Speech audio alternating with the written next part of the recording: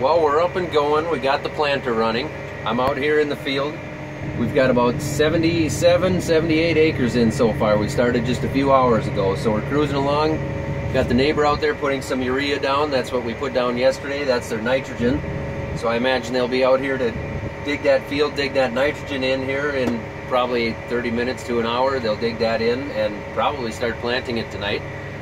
You can see the planter going there behind me. We've got a 60-foot wide planter on 30-inch rows, so it's 24-row planter. And I thought I would run you guys through kind of some of the computers and some of the stuff we've got that we keep an eye on in here when we're planting, kind of what we do. I'll do my best to hold the camera here so you can see what I'm talking about. But this is a new one here. This is the climate app that we use, or it's called Climate Field View now. So I can scroll through and I can see my different hybrids. These are my different hybrids of corn that I'm planting here, and it's making a map for me of the field of what I've planted so far. So you can see that here. You can see the this is our variable rate population map. So what we're doing is we're planting. Here's our population right now of what's coming through the planter, and that's 33,000 seeds per acre is what we're planting. This variable rate map, we go in and we write this map to a prescription, and it puts down different amounts of seed per acre depending on soil type, elevation. You can set it, really you can do anything you want. You can set it up for different exchange capacities in the soil, different pHs, different nitrogen levels, whatever. We can write that map to our own guidelines however we want to do it. So we've got that written up. Those are a couple of the things that I'm watching here. We've got 78.8 acres done. We're covering 38.6 or 7 acres an hour. And that's really what this is telling me right now.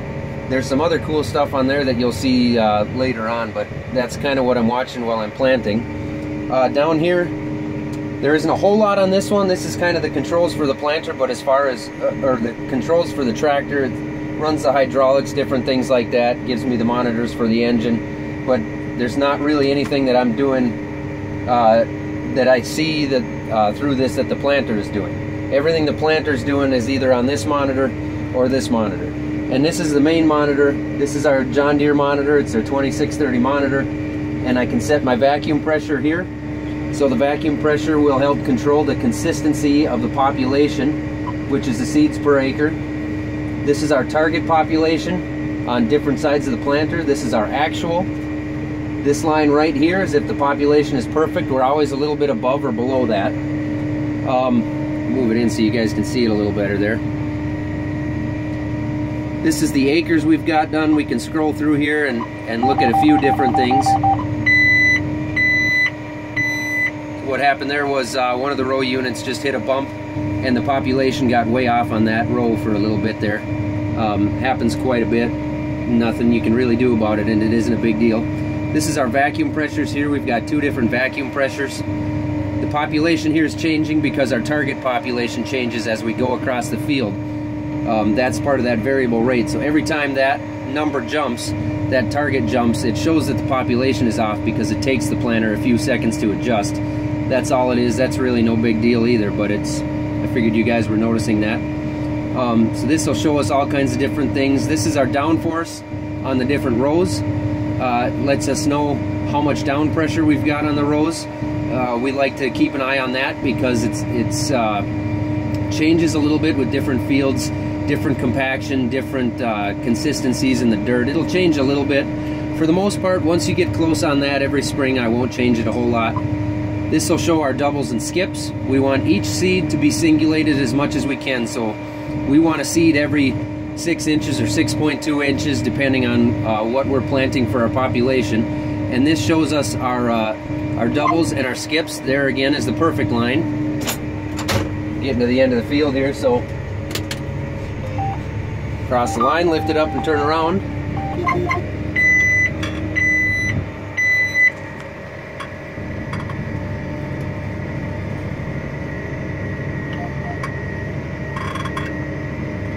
So I can't talk when I'm turning on the ends because it's old-fashioned and I have to steer on the ends.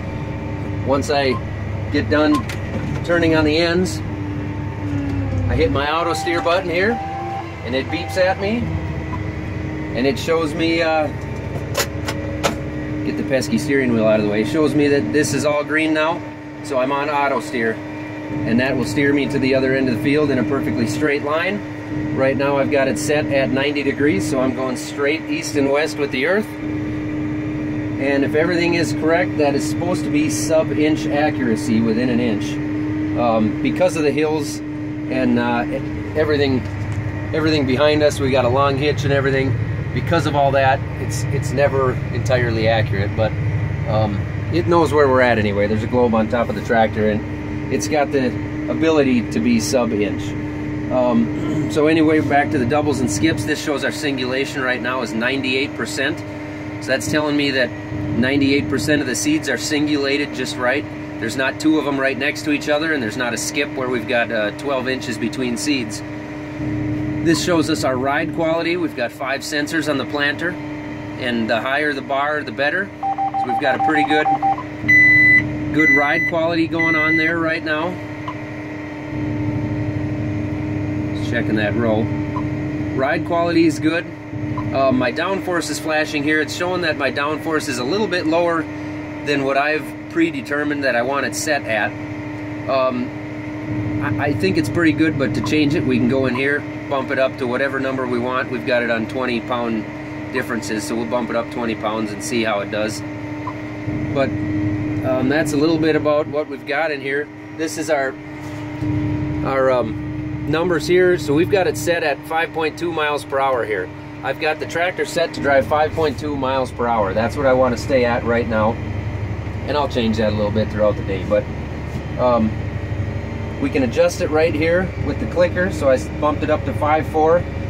It will regulate that constant speed without going faster than the engine needs to. So if it wants 5.4 miles per hour and I'm going downhill, that engine will slow down so that we're not running wide open all the time, because we don't need to. There's no sense in burning all that extra fuel. So when it needs the power to get up the hill at 5.4 miles per hour, the engine will speed up. It'll use the power it needs, and once we're on the top or going over that hill, it'll cut the power back. So that's a little bit about what's going on inside the tractor today. It's our first day starting. We're getting a little bit of an early start. It's April, I think it's the 15th today, April 15th. So there'll be a lot more videos to come. Make sure you subscribe, and I'll try to keep it interesting for you guys. Thanks.